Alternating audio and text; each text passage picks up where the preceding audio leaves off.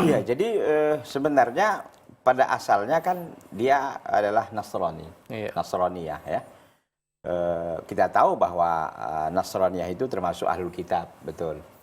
Ketika dia sudah berikrar masuk Islam dan itu lama tadi 22 tahun ya. 22 tahun. Tapi qadarullah ternyata pada akhirnya juga dia kembali murtad istilahnya. Iya. Dia kata Nabi SAW, man baddala dinahu faqtuluh. Siapa yang mengganti agamanya maka bunuhlah. Ini ancamannya besar begitu kan. Nah, ketika seorang muslimah itu lalu dia murtad ya, kembali kepada agama apanya, maka ini tentu otomatis cerai. Kecuali awalnya itu ahlu kitab begitu. Awalnya dia memang ahlu kitab lalu dinikahi.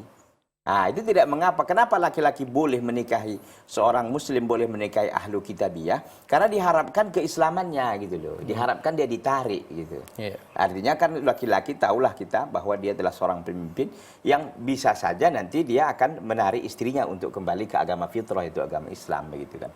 Nah, ketika tadi awalnya sudah dia Nasrani kemudian muslimah, ketika dia balik ke sana berarti kan murtad namanya. Iya.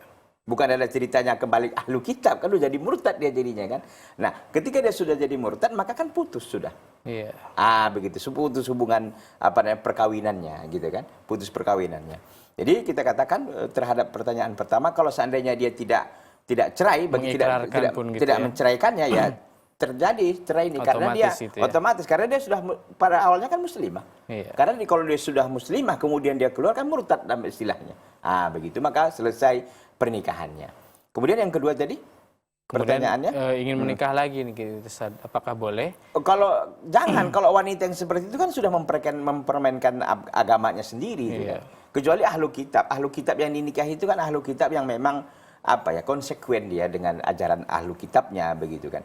Tapi masalahnya memang para ulama memberikan penjelasan bahwa sekarang ini minimal makruh gitu.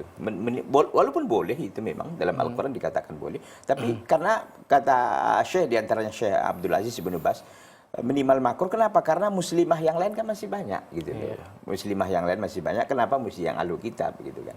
Nah, maka kita katakan kalau yang perempuan tadi itu, wanita yang itu juga yang mau dinikahi alasan dengan ahlu kitab, tidak, dia sudah murtad.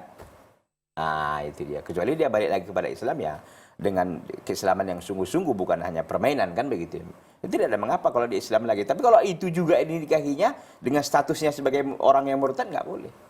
Demikian wallahu a'lam.